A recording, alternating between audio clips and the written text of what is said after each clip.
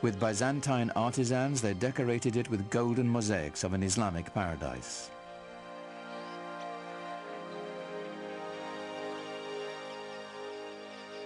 The Great Mosque of Damascus would become a model for new mosques to come, all across the empire.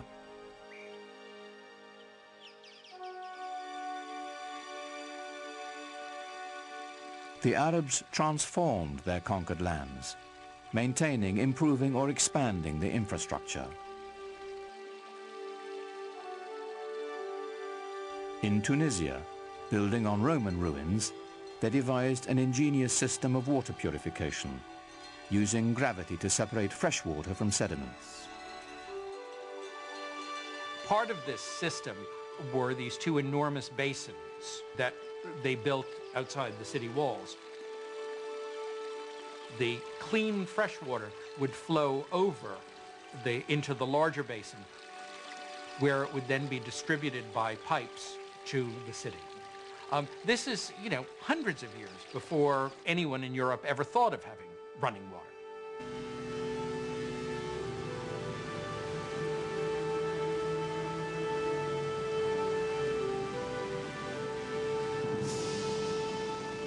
All over you find schemes for bringing water from the mountains where there was more water to the plains where there might be less water.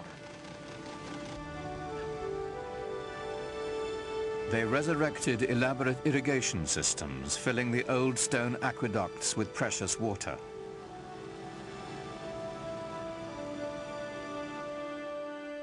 Agriculture flourished as life-giving staples like wheat were introduced to the Mediterranean region.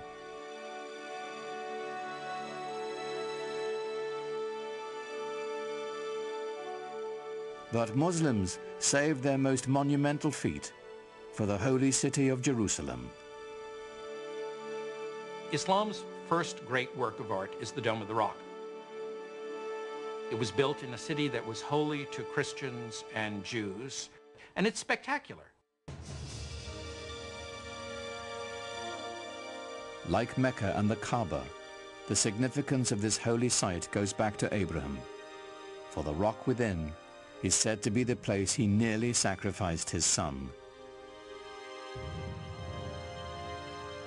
It was built to rival the nearby Church of the Holy Sepulchre, where Jesus was said to have been buried. What's extraordinary about the Dome of the Rock is how perfect it is. People revered this site as some place that was holy to Abraham and to Isaac. Imagine, if you will, these new guys coming in and taking over this piece of prime real estate and building a new building for a new religion that sits on top of a mountain and sparkles and glitters in the sunlight for everyone to see. This is not something that a fly-by-night. This is something big and important. Islam has come to stay. In just 100 years, Muhammad's vision had transformed the spiritual and political map of the world, and his followers had established an empire larger than Rome. But Muhammad never lived to see it.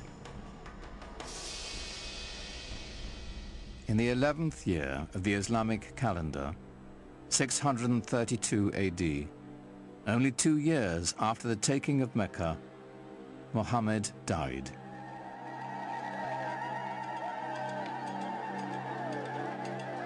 Medina fell into despair. For days, the city was consumed with sorrow and ceremony. He's known to have said that he wanted to be buried very simply, with no marker over his grave. He didn't want people to worship his grave. That would interfere with their worship of God. God had spoken to them only through Muhammad. Now that the Prophet had left them, perhaps God would as well. Muhammad's death set up a crisis in the young Islamic community. The question of succession was the first thing that really occupied people's concerns. At this point, there was a divergence of opinion as to how the community should go about choosing a new leader. According to the Shiites, the faction, the Shia of Ali, Muhammad had indeed designated Ali, his son-in-law and cousin, as his successor.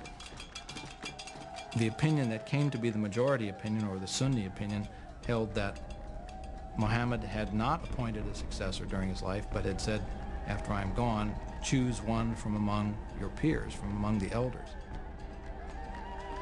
And from the house there came out the man who would be his successor, Abu Bakr.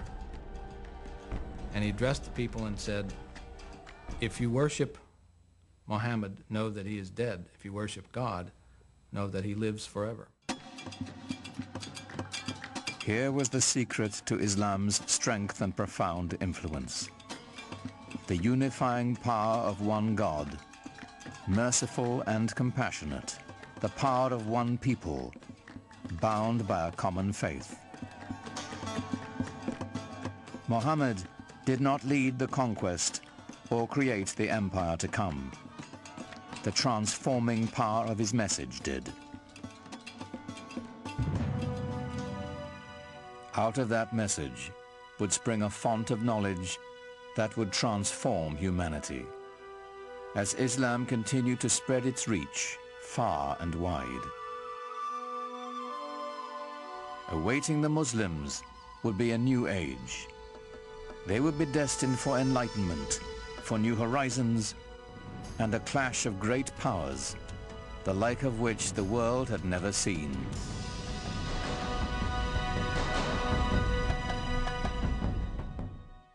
During the 7th and 8th centuries AD, a powerful new faith was about to change the world, the faith of Islam. Its followers launched a conquest not only by the sword, but with the power of ideas. 200 years after the death of Muhammad, his message and the new Arab empire were transforming 3 continents. Now comes a new empire, a political new configuration, driven by a religious and newly defined civilization. This new civilization expanding beyond its own dreams within a period of very short time. Literally, the largest empire civilization had ever known.